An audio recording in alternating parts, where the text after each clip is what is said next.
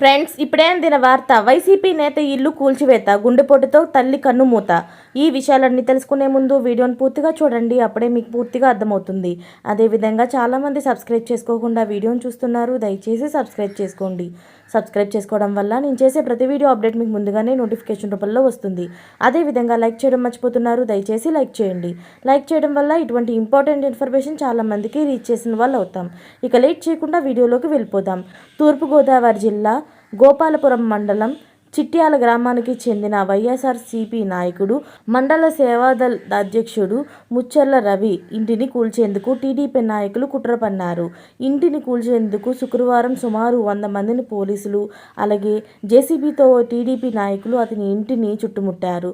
రవి కుటుంబ సభ్యులు 40 ఏళ్ల పాటు పంచాయతీ పోరంబోకు భూమిలో పూరి గుడిసెలో ఉన్నారు. 10 ఏళ్ల క్రితం రెవెన్యూ అధికారులు పట్టా మంజూరు చేశారు. గత ఏడాది రేకుల షెడ్డు నిర్మించుకున్నారు.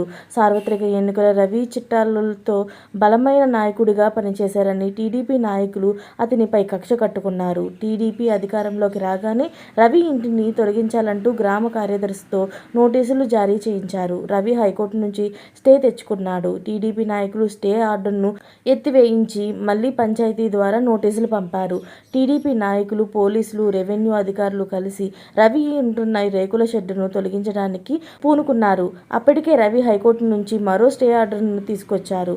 అయినా ఇబ్బంది పెట్టడంతో హైకోర్టు ప్రభుత్వం లాయర్తో ఫోన్ మాట్లాడించారు. దీంతో చేసేదేమీ లేక వెనుదిరిగారు. ఒక్కసారిగా పోలీసులు ఇంటిని చుట్టుముట్టడంతో రవి తల్లి వరలక్ష్మి గుండెపోటుకు గురయ్యారు.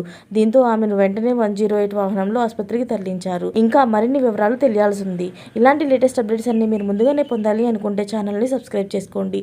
అలాగే పక్కనే ఉన్న గంట సింబల్ని క్లిక్ చేయడం మర్చిపోకండి. Thanks for watching friends.